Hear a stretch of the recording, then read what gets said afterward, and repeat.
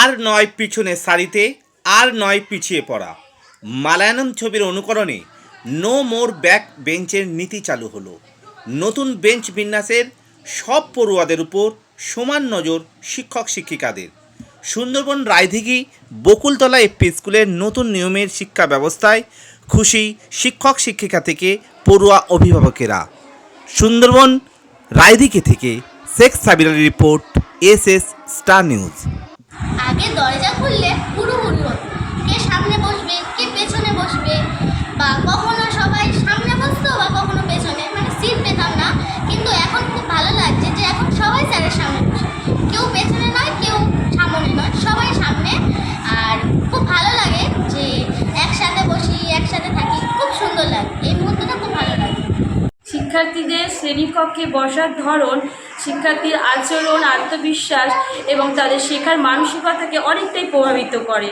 তো সেক্ষেত্রে বর্তমানে আমরা শ্রেণীকক্ষে যেভাবে ওদেরকে বসানোর চেষ্টা করেছি বা করছি, সেক্ষেত্রে ওদের আচরণ আমরা সুন্দরভাবে পর্যবেক্ষণ করতে পারছি এবং তারাও কী করছে আমাদের আচরণকে সুন্দরভাবে লক্ষ্য করতে পারছে, গতিবিধিটাকে লক্ষ্য করতে পারছে এবং তারা খুব উৎসাহিত হচ্ছে।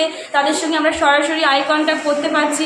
কেউ আর মানে পিছনের সারিতে বসেনি, সবাই ভাবছে আমরা সবাই সামনের সারিতে।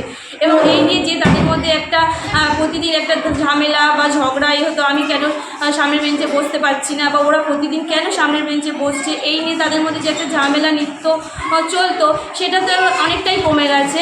তো তারাও এখন খুব খুশি হয়েছে এবং তারা খুব উৎসাহিত হচ্ছে যে আমরা এইভাবেই বসতে চাই।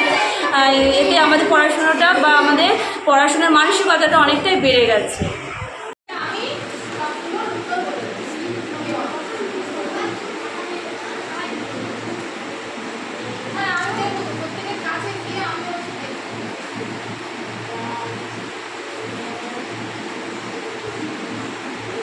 এখন তো আর সামনের বেঞ্চ বা পিছনের বেঞ্চ বলে কিছুই থাকছে না, সবাই সার্কেল হয়ে বসছে।